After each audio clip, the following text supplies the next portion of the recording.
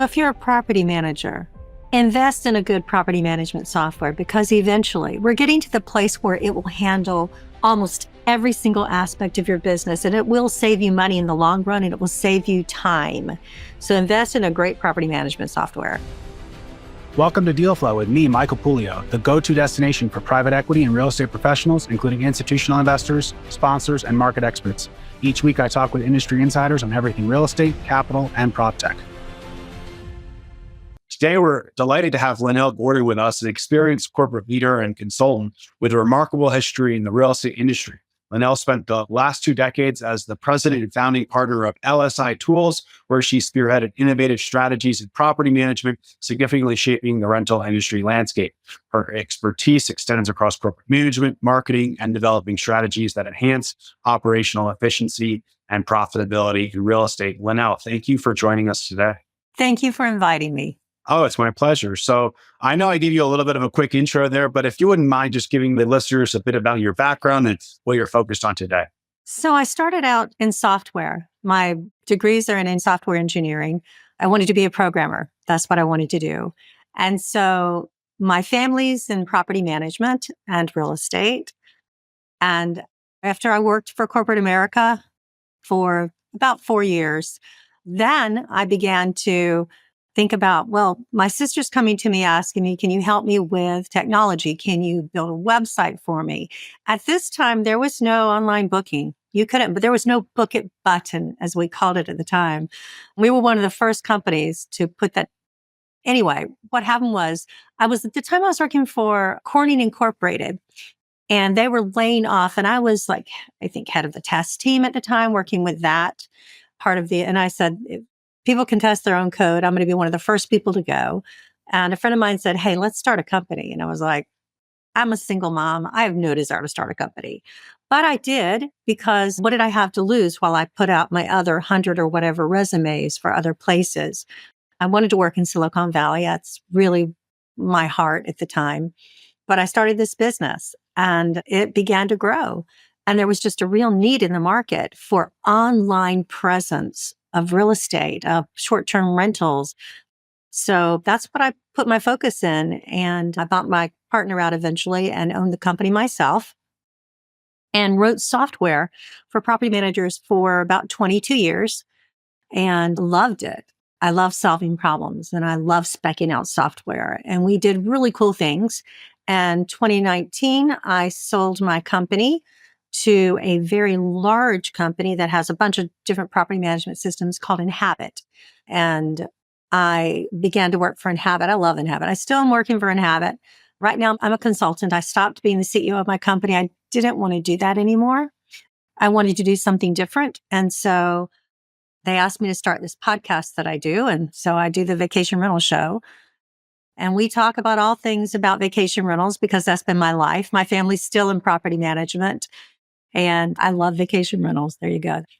And my husband is a biblical scholar. He's an ancient Hebrew biblical scholar. And so he has a nonprofit.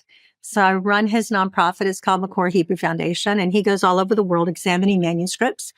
And then he presents academic conferences, his findings, and he finds some really cool stuff. So I can say that some of the fun things that I've done that people don't know about me is I've been in the Pope's library, like in his personal library, and seen behind the scenes there in the Vatican, which is a lot of fun. My husband had examined the Codex Vaticanus, which is one of the founding manuscripts for the Bible, the version that all the Bible versions that we know of the New Testament. And anyway, there you go. That's a little bit about me.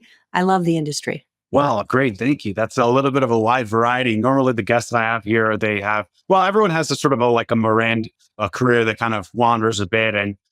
But it sounds like you started in software, but still with a real estate tilt. So I'd love to maybe focus a little bit about what you're doing today. We might touch a little bit on the software, but tell me a little bit about vacation rentals and what attracts you to that asset class or that type of a deal, and why the podcast, and what have you learned from it? So I am a real estate broker as well. I have my license. Before I bought my partner out, I decided I didn't want to do that anymore. We were having some issues getting along. And so I started a real estate company. And let me just say, I love one of my favorite things in the world is selling real estate. I have to tell you, I think it's one of the most rewarding jobs you can have. And I didn't do that when I was younger, even though I knew there was money there, because I thought you had to be pretty and unintelligent to be able to really sell.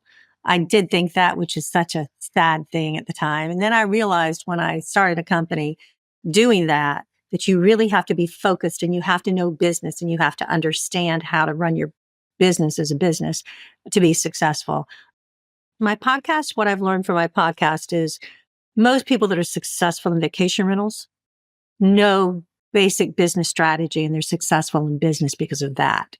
There are specific things to vacation rentals that make it unique. The fact that you're dealing with owners and guests and different operational problems that you have. But I think that it's the ability to run a business well that makes you successful at what you do. If you're enjoying the insights and expert discussions on deal flow with myself, Michael Pulio, hit that follow button on Apple, Spotify, or wherever you listen to podcasts. By subscribing, you'll stay up to date on the latest in private equity, commercial real estate, and structured finance, and you'll never miss an episode. Plus, if you find our content valuable, we'd love to hear your feedback. Please leave us a review so we can continue bringing you insider conversations with market experts. Thanks for tuning in.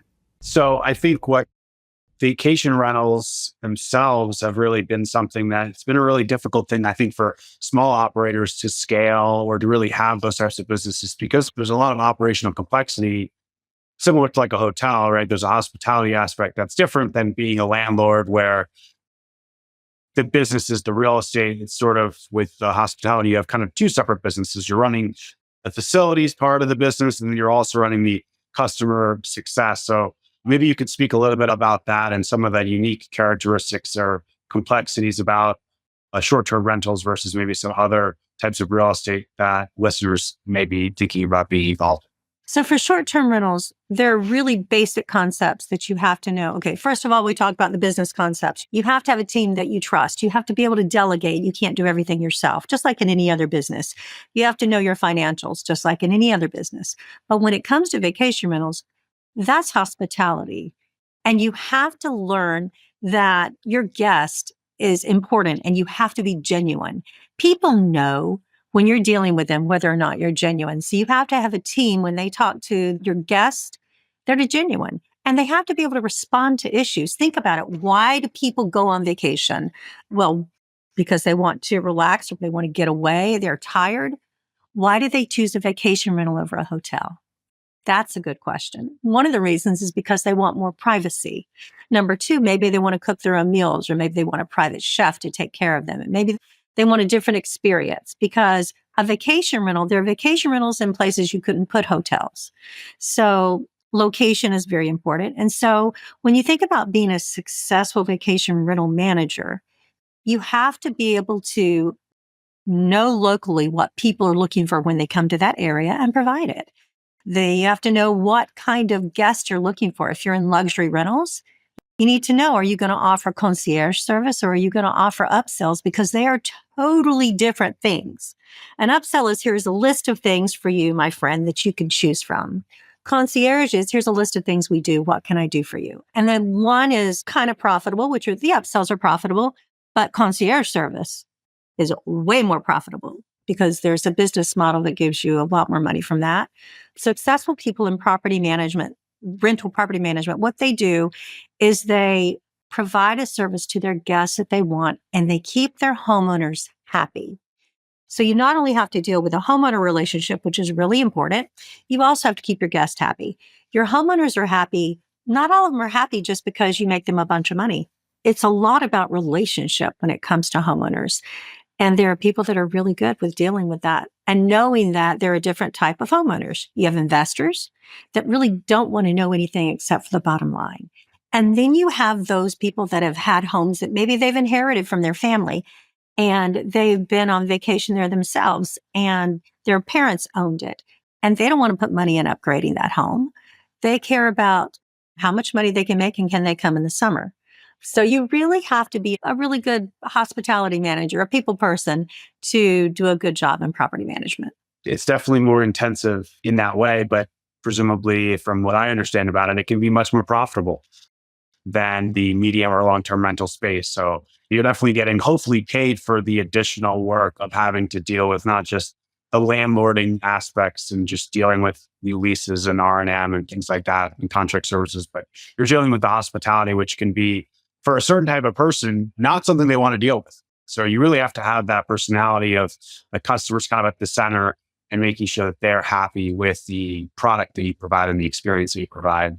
I know for my family, and we have young children, the vacation rentals are great compared to the hotels because it's really hard to find a place with a kitchen, enough bedrooms, and I don't feel like I'm paying an enormous fortune per bed for the 5 or 6 people that I have to have in one room, or which ends up being a 3-bedroom condo, especially in like a beach location can be pretty expensive, especially if you're going with a hotel option, because they typically only have like a couple of those types of rooms. Whereas if you go with the short-term rental, there's a lot of options in the 3-bedroom, 2-bath type of a space. So it's really an attractive option for, I think, families as well as people who are looking for a unique location.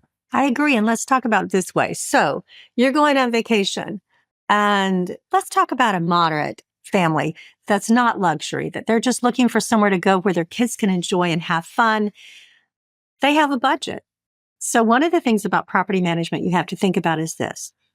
When they book that home, they have a budget, and they're going to stretch that budget to get the very best home they can.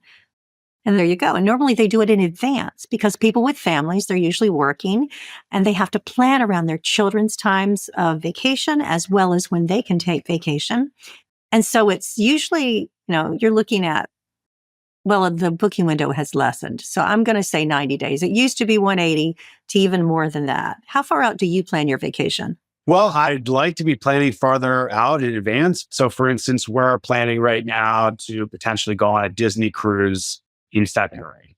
So not that far out, but we're sort of scrambling. We've got a 1, 3, and 8-year-old. So we're kind of, we have all our hands full. So we've already missed the Christmas window vacation. So that whole holiday break that starts for my son in about a week. And then we'll have another winter break in February, and then they'll have spring break in March. And so to your point, it's very much based on those breaks and when the schools are off our location, which are different in different areas and between private school and public school. And so you kind of have to, I imagine, as an owner or someone who's managing that on the booking side, be cognizant of those windows and making sure you're maximizing your revenue during those peak times.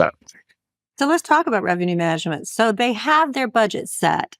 So they've set their budget and they've rented their home. Woohoo! Everything's good. They've got it planned. Now, 90 days later, 180 days later, however long it is that you've made that particular reservation, as you get closer, there's more disposable income. So these are the timing for reaching out and asking people, hey, I know you're coming to the beach. Would you like for us to provide sheets if sheets aren't provided? I mean, I'm just giving you an example that, most people provide sheets nowadays. So maybe it's not even a great example. Maybe it's ski equipment, but it's just an example. Okay. Do you want to pack all those sheets? If you don't, here you go. We're happy to provide them for you. And we're happy to make up the beds for you and make everything perfect for your arrival. That type of revenue usually is most easily captured about 3 weeks before arrival. So if you send it out at the very beginning with that checklist of extra, they're going to go, no, I'll do my own this, or I'll do my own that, or I'll go rent my own skis. I won't have you do that. I'll get my own transportation from the airport because this is my budget. But as you get closer in, that's when those types of services are most likely to convert. So, I mean, it's just, there are so many unique things about the property management industry. The most unique, I think, is that when you go to conferences with these people, I'm talking about property managers and people that work for them, Michael, they're like the nicest people that exist on the planet. They're used to being kind. They're used to being nice to everybody, and they're just always nice. And it's a really great industry. As an investor, if you're looking for an investment and you want to invest in either a property management company or even just a property, there are so many tools out there to help you decide what your ROI is going to be. It can show you how much that house will get. It can show you how badly it's been managed by the property manager before you, and whether you actually will have a return on investment after you pay for all your insurances and everything that has to be done in order to have a really profitable vacation rental company. To your point about I guess I don't know if I'd call that an upsell or just like an additional service that you can provide.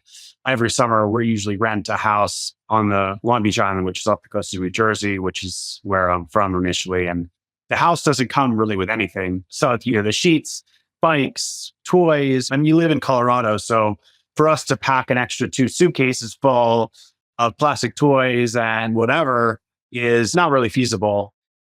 And the price and I want to be the service provider because the sheets, it's like, okay, well, here's a set of towels for $20 for the week. And then I need one for every single bathroom. So now all of a sudden you're paying, you're almost buying all these materials, but you don't want to go out and buy them because then what do you do with them when you're done with your vacation? So it's a great deal for the provider and it's very high margin for the provider, but it's also a great service for the renter or the client. And then I think it's a great service for the environment so that we're not just buying towels and buying plastic toys for a 2 or 3 week vacation or a week vacation or whatever.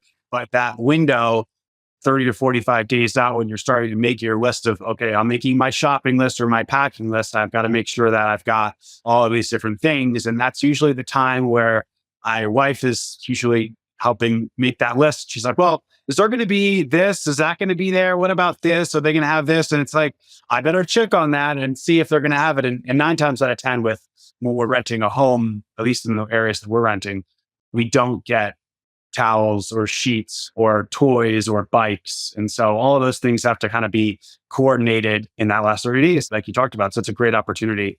After that, you mentioned about property management tools and just all the available technology that's available these days to do some analysis that maybe wasn't available when you started your career. So maybe could you speak a little bit about 𝐬𝐿𝐫𝐸, I believe is the name of the company. And is that something that they currently do? Is there a prop tech company? So I imagine they're involved in helping people with that sort of analysis and managing properties.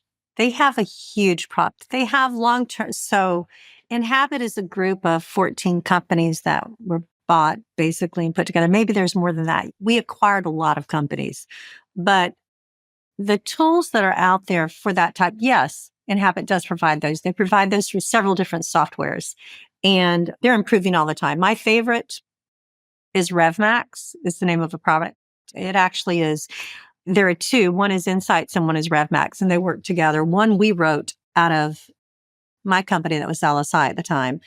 I felt it was really important that we provide a tool for not just investors, but property managers to be able to know if they were priced properly. And the way to do that is to get an API and pull information in from property management systems all over the world, put them in one place and say, okay, in this particular area, what's the average night for a 4-bedroom, 2-bath, and location? It is amenity and location that determines your price point of your home. It doesn't matter where you are.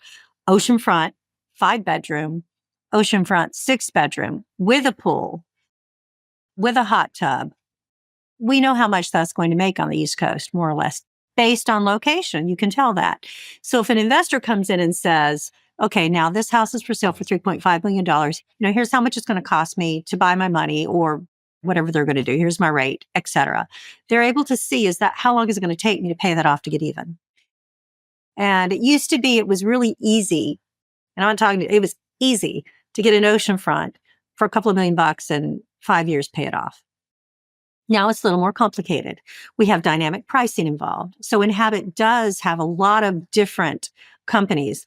They have one that, I love them all, but they have rental and everything from travel insurance, which is incredibly profitable for a property manager. If you're doing property management and you're not selling travel insurance, you're losing money. Bottom line, there is zero reason not to do it because you make such a big percentage of it. So they have Rental Guardian there that does that. I'm mostly on the vacation side instead of the long-term. So they have a long-term, which my friend Elizabeth Francisco would be happy to talk to you about. She's forgotten more about long-term rentals than I have ever known. I'm on the vacation rental side. So we have companies that provide, like Streamline, that provide property management software, and they're doing AI now. They've just released some AI tools that are really cool. We have a marketing company called Blue Tent that does marketing as well, and they're into AI as too. And there are other property management softwares there that are based on what you'd like to have. Basically, Inhabit says, here's a choice of really cool companies. They all have great technologies. Pick the ones that fit your business model, because nobody wants to tell you how to do business. Like, you don't want to buy a software and it tells you you have to do business this way. For instance, say you have a property management company and you want to provide linens to your guests. You don't want to have to change the way that you deliver those linens to your guest and that scheduling because you bought a piece of software and it makes you do it that way. You want a piece of software that will do it the way that you do it. You don't want to have to change unless it's more profitable. Sure. Yeah. So it kind of has a kind of a menu of different things that can satisfy the demands and the needs of a variety of different clients from the short-term side and then, like you said, the long-term side. You talked about initially that you have a history in your family of being in real estate. How do you feel like your family's history kind of shapes in any way your career and your desire to go into real estate or software or what have you? Kind of how did that affect your decision-making process or, as it relates to that, and how is that affecting you today? Well, I think that when I went through college, I made my money on Saturdays cleaning vacation rentals. So I kind of grew up with understanding vacation rentals and how it worked. When I went into software, I didn't go into it thinking that I would do anything in vacation rentals. I was actually doing database programming. That was what I was doing. And my partner had worked for like AOL when AOL was young. So he knew more about internet programming, way more than I did. I was on the database side. So it came about accidentally, literally by my sister saying, will you do this for me? We were one of the first companies to put a book it online button so that we connected the database with the internet and pushed it into a property management system. At the time, it was really easy. There was a SQL Server database here, and we just pushed the data in. And then my partner said to me, well, see if you can sell more of them. See if people are interested in this. And so I did, and they were interested. And a lot of times as entrepreneurs, we fall into things like that. When I started my real estate business, I started it with a completely different mindset. I knew how much money I wanted to make, and I counted back to see how much I had to sell in order to make that much money. I made more money in real estate my first year than I did working for my software company. I mean, this to be real clear. Real estate is very lucrative. Selling real estate, if you love it, and commercial real estate takes a little longer to get to that point, but in real estate, within 2 years, you can have $1 million business selling real estate. I'm very passionate about vacation rentals because I just think even like I have a long-term rental and a short-term rental. A long-term rental I find very boring and I hire somebody to do everything for me for that. The short-term vacation rental I'm very involved in. I'm always looking for new ways that I can increase the number of rentals because mine is in a seasonal area. So it's not like Hawaii, which is all year round. So I'm always looking for ways to increase the rentals and that doesn't cost an arm and a leg. That makes the ROI there. And when you say that, you mean like figuring out a way to rent out the shoulder seasons or the off seasons to maximize revenue. Is that right? Exactly. Now, my family would love for me to come and stay the season. That's where my family lives. I bought a house near my family on an island, and they would love for me to come spend the whole season with them and then rent just the summer season. But I really enjoy maximizing the revenue there. I think it's incredibly important. Number one, because I had a huge issue with when you're on the oceanfront, there are specific issues that come with having an oceanfront rental as a homeowner. Number one, there are hurricanes. We live on the East Coast, and there's water, and you just to make sure that there's no water that's getting into your house. And I had hired somebody to fix my home, and we're putting on the hardy board at the end, and they hit a water line, and it leaked for 2 years, and I had to replace my whole bottom floor. So, I mean, those things happen. That's why you have insurance, which I'm suing to take care of it right now because they didn't. Yeah. Well, that's a whole other problem. You have the insurance. The question is, can you get them to pay off or pay out when you have a claim that you think is legitimate, right? Well, hopefully Lloyd's of London will eventually come through. They're usually a pretty good provider. But it's just, they want to hold you off as soon as possible. And it's a $550,000 lot. That was what it was. Yeah, that's a big loss for a single loss, right? So I guess if you were talking to somebody who wanted to get into short-term rentals as maybe their first foray into real estate, what kind of advice would you have for someone looking to acquire their first short-term vacation rental? There's definitely a formula. You have to sit down with a spreadsheet. You need to put it together, or you need to know someone that has the analytical software or buy into some analytical software to see, or have maybe your real estate agent has access to that tool. But there are literally half a dozen right now that I can think of, softwares that will show you how much you can make on that vacation rental. I will tell you that, I'll give you an example. I have a lot of friends in real estate, and one of my friends in real estate, she manages my home, my long-term rental. She wanted to buy a home at the beach because she wanted to go visit, and she thought it would be a great way to make some money and have a beach home. And a lot of people think that when they do that, and that's truth. You can. But if you want to make money doing it, then you need to buy a home. I will tell you, the most profitable home on the East Coast, in my opinion, is a 5 or 6 bedroom home. Although you can make money on cheap 4-bedroom beach boxes if you don't want to stay there. But it won't pay off as quickly. It's a 5 or 6 bedroom home with an elevator, with a hot tub, with a pool on the water. That's like a trifecta of good things. Now, there are other things, and it does based on location. Based on your location, there may be other things or less things, either no hot tub or whatever. But most of the places on the East Coast, that's a trifecta of a home.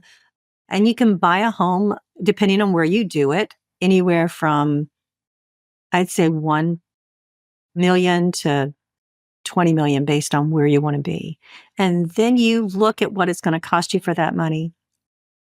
And you run a spreadsheet. I mean, people that want to invest in a home, like she invested in a 3rd row home.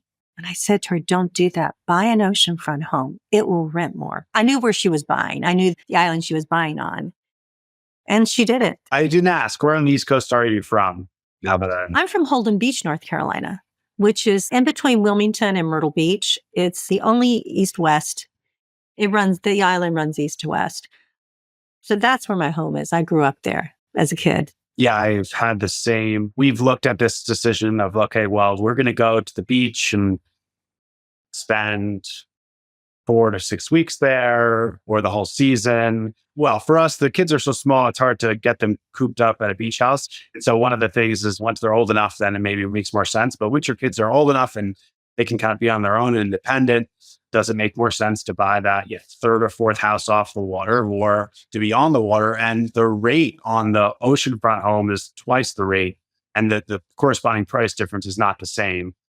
And also, there's also the tenant or the renter. So as a rent, if I'm going to travel all across the country, I better be on the ocean. So I'm willing to pay extra to be on the ocean versus be 3 off the ocean because it takes me 12 hours and a plane ride and a car ride and 3 days of packing to get there. And so I better have an ultimate experience. And so I think because you're on the ocean, people are just willing to pay a little bit more of a premium. But since COVID, I've seen prices, at least in the areas that we go to, I think double. Oceanfront property, double. You can see it. That 5 bedrooms, pool on the ocean with the hot tub as well, pretty much like less than 5 years old, would go for between 2 to 3.5 is now like 5 to 7. And I haven't seen the rent rates necessarily keep up, at least correspond. Yeah, haven't. Now they're still good, but you always wish you would have bought something 5 years ago. So I'm sure it's still a good deal now. It just doesn't feel that way because you're anchored to that older pricing. But I think the oceanfront, trying to go with the prime stuff it's going to perform better in the down market. It's going to be full longer. It's going to rent for a better price. And you're going to be able to provide more amenities and having an elevator, really great as well. There's another thing to think about here. Thinking about Disney, we were looking at doing a 1031 exchange. And one of the places that we rent, it's like $20,000 a week. And I won't say exactly where it is in Orlando. but it's a very nice neighborhood. And interestingly enough, we were looking at a house that we had right down the road from one that we rented. And the price on that house, and they sent us data on the rental. First thing when I looked at that, I said, that is never going to pay for itself. This is a bad investment if we're looking for a rental. If we're just looking for a place to stay and hang out and play, okay, it's going to cost us, but that'll be there. And the interesting thing was the property management company that had managed it had done a really poor job. And you could tell based on other rentals in that area, looking at the analytics on it. And it sold. We were going to make an offer on it. And they came down to the price from 2019. It was built in 19. And they're selling it for the same price that they bought it at. And there's a lot of, if you're looking at real estate investment, there's a lot of different pieces. You really need an expert. I'm just going to be real. You do. You need an expert, even if you're a great M&A person, even if you've bought all kinds of other things. When you go to buy a vacation rental, find somebody that will help you think through it, because there are a lot of ancillary costs that you don't think about being on the water and especially being on the oceanfront. But I can tell you it will pay off. There's still great deals to be had. And I think my sister just bought a house 2 weeks ago that she'll make a lot of money on. She will. There'll be money that she'll have to put in it. One of the things to think about, if you want to be a homeowner and you want to be on the beach, one of my besties, his name is Brady. Brady bought a house a couple of years ago. It's not on the oceanfront. And it's in the Myrtle Beach area. He themed it and it's doing great. It's more than paying for itself, which is cray-cray. After buying something for 3 years, he did it right. And it's not on the ocean, but it definitely is in an area that is extraordinarily popular. So it doesn't always have to be on the ocean. He won't make as much money in the long run, maybe, but it's still money and it pays for itself. And he has a great vacation area, What about, at least in primarily what we do, apartment buildings mostly, and something that's come up a lot for us has been insurance. And, given with short-term rentals and you're looking for prime areas, a lot of times it's coastal property.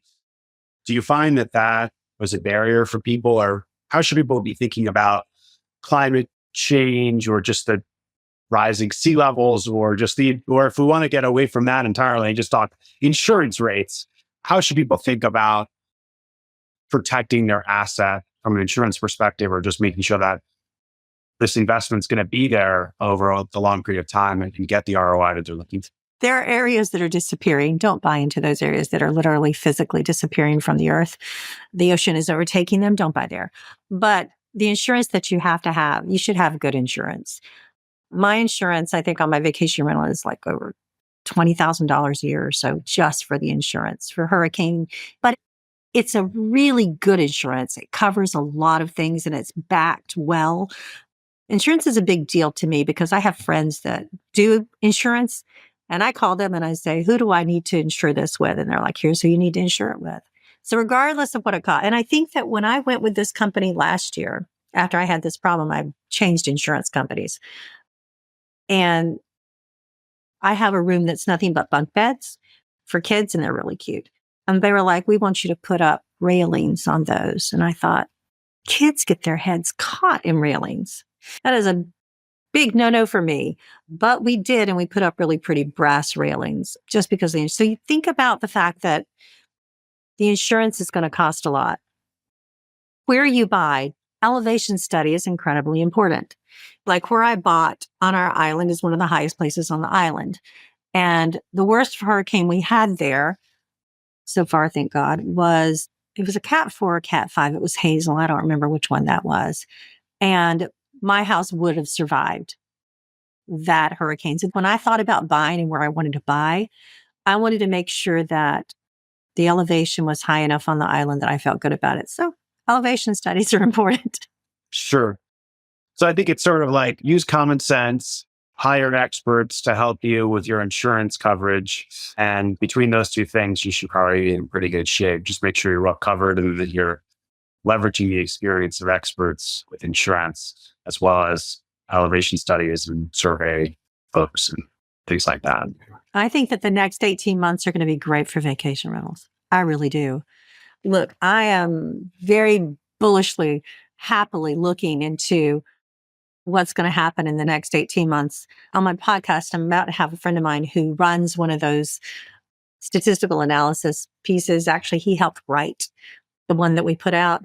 And I'm very interested in what he has to say because we have a lot of data. And I'm interested in seeing what's going to happen there. Yeah, well, I think we'll just have to see. I think you never know what's coming around the corner, what 2025 will bring. And so I think people will continue to want to go on vacation. People will still want unique experiences. And I think people have disposable income to spend. And so put all those things together. And yeah, I think it's a recipe for success for our short-term rental folks. So, well, now we're getting here to the end of our time together. Is there any last little tidbit that you want to leave listeners with as it relates to short-term rentals, maybe some advice or golden nugget that you'd like to share and that can help our listeners with their finding deals or just looking to get involved in the space? So if you're a property manager, invest in a good property management software because eventually we're getting to the place where it will handle almost every single aspect of your business and it will save you money in the long run and it will save you time. So invest in a great property management software. If you're looking to buy a vacation rental for investment purposes, hire an expert that knows the area and can tell you how much that house is going to make. And they'll also give you all of the different costs that have to do with a vacation rental. And those people it may be more expensive and your software for property management might be a little more expensive, but in the long run, it's going to save you money. And AI is coming along and it's going to have a lot more information, a lot of that analysis that we need if we're going to invest in a home as a single homeowner or as a property manager. AI is coming along with all that data. And in the next 2 years, it's going to change the face of how we look at investing because it will have that data. And look, that's going to be phenomenal. I'm really excited about what AI is doing in our industry. Yeah. When I started investing, there was very limited amount of data. Like you would call a real estate agent and they would pull recent rental from the MLS and they would print it out and they would give it to you. And then you had to do some paperwork, you use a pen to figure out, well, this bedroom was worth about this much and that here. And well, this is 3 blocks away. And so I don't know if this is as good of an area. And just the amount of data that's available now, you can pull up just on your computer or free or almost free for what you're getting out of it compared to having to fly across the country to actually look at the property. It's phenomenal. And yeah, I agree. AI is going to take that to another level and help us with prediction and additional data, just bringing novel data into the work stream for people. So yeah, really excited about that. So Lynell, thank you so much for your time and for sharing some great insights and knowledge within the real estate space. If the listeners wanted to get in touch or find out more about you, what would be the best way for them to do that? Contact me on LinkedIn.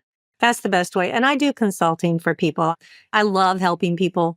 It's hospitality after all, and that's the truth. That is the core of our heart in property management. So reach out if there's any questions you have or anything I can help you with. I'm happy to help. Great. Well, thanks. We'll make sure to put your bio link right in the show notes so people will be able to pick that up. And thank you for tuning into this episode of Deal Flow. Don't forget to give the podcast a follow on Apple Music and Spotify and subscribe on YouTube so you don't miss an episode. And of course, if you feel like someone else would get something out of this show, please go ahead and send it across to them. Feel free to comment below with regards to future guests you'd like to see in the show or get in touch. Do you think your knowledge and expertise would make for a great episode?